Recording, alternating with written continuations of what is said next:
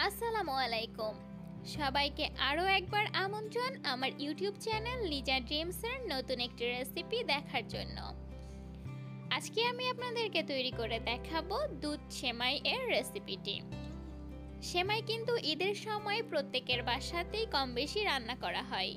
এখন চলে যাচ্ছি সঠিকভাবে দুধ সেমাই কিভাবে রান্না করতে হয় সেই রেসিপিটা আপনাদের সাথে শেয়ার করার জন্য।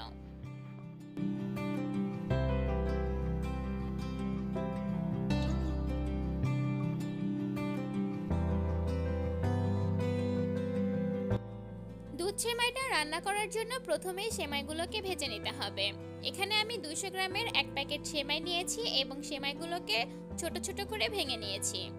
এখন একটি প্যানে সামান্য একটু তেল দিয়ে দিয়েছি সেমাইগুলোকে ভেজে নেওয়ার জন্য।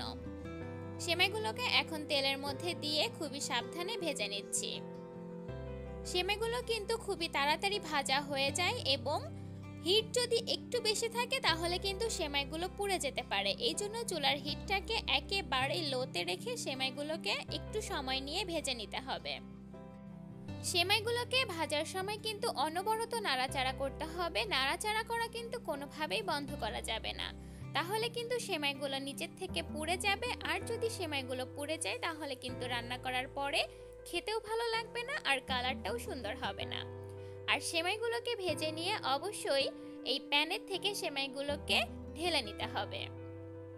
সেমাইগুলোকে ঢেলে নিয়ে এখন চুলায় একটি প্যানে 1 লিটার পরিমাণে দুধ দিয়ে দিয়েছি এবং দুধে বলক আসার জন্য অপেক্ষা করছি।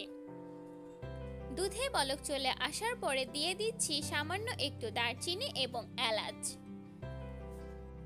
দারচিনি এবং এলাচটা এই সেমাইয়ের মধ্যে ব্যবহার করলে একটা অন্যরকম ফ্লেভার আসে। চাইলে এখানে তেজপাতাও ব্যবহার করা যাবে। এখন দিয়ে দিচ্ছি স্বাদ অনুযায়ী চিনি। চিনিটা দিয়ে দিতে হবে নিজেদের প্রয়োজন অনুযায়ী। মিষ্টি কে কেমন খেতে চান সেটার উপর নির্ভর করে চিনি ব্যবহার করতে হবে। চিনিগুলো সামান্য একটু গলে যাওয়ার পরে দিয়ে দিচ্ছি হালকা একটু লবণ। মিষ্টি জাতীয় খাবারে সাধারণত সামান্য একটু লবণ ব্যবহার করলে মিষ্টি খাবারের টেস্ট কিন্তু অনেক ভালো হয়। এখন সবগুলো উপকরণ দিয়ে দেওয়ার পরে দুধগুলোকে খুব ভালো করে ফুটিয়ে নেওয়া হয়ে গেলে দিয়ে দিচ্ছি আগের থেকে ভেজে নেওয়া সেমাইগুলো।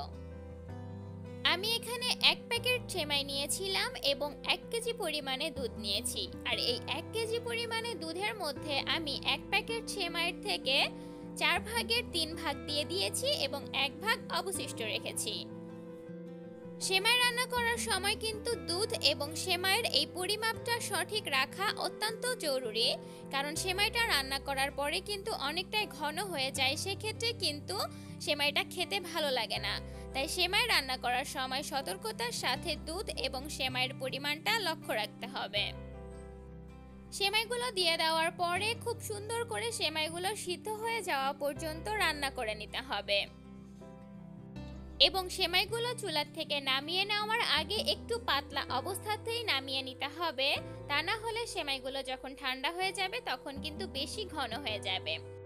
আর দুধ সেমাই সাধারণত পাতলা খেতেই বেশি ভালো লাগে।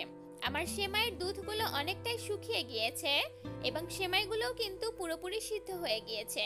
এখন আমি চুলাটা বন্ধ করে দিয়েছি এবং চলে যাচ্ছি সেমাইগুলোকে পরিবেশন করে নেওয়ার জন্য। আর সেমাই রান্নার পরেও কিন্তু অবশ্যই এই পাত্র থেকে সেমাইগুলোকে ঢেলে নিতে হবে, তা না হলে খুবই তাড়াতাড়ি সেমাইগুলো জমে যেতে পারে। দুধ সেমাইটা এখন আমি পরিবেশন করে নিয়েছি উপর থেকে সামান্য একটু কিশমিশ এবং চেরি ফল দিয়ে। খুবই সহজ পদ্ধতিতে এবং সঠিক পরিমাপে আপনাদের সাথে আজকে আমি এই দুধ সেমাইয়ের রেসিপিটা শেয়ার করার চেষ্টা করেছি। ভিডিওটি যদি আপনাদের কাছে ভালো লেগে থাকে তাহলে আমার চ্যানেলটিকে অবশ্যই সাবস্ক্রাইব করবেন। সেই সাথে লিজা ড্রিমস নামের আমার যে ফেসবুক পেজটি রয়েছে সেখানেও লাইক এবং ফলো করবেন। ঈদের দিন অবশ্যই আমার এই রেসিপিতে এই দুধ সেমাইটা রান্না করার ট্রাই করবেন। সবাইকে আমার পক্ষ থেকে ঈদের অনেক শুভেচ্ছা রইল। আপনাদের ঈদ অনেক ভালো কাটুক, সবার সাথে খুব আনন্দে থাকবেন, ভালো থাকবেন এবং আমার জন্য অনেক অনেক দোয়া করবেন যেন আপনাদেরই মাঝে আরও নতুন নতুন কোনো রেসিপি নিয়ে আবারও হাজির হতে পারি।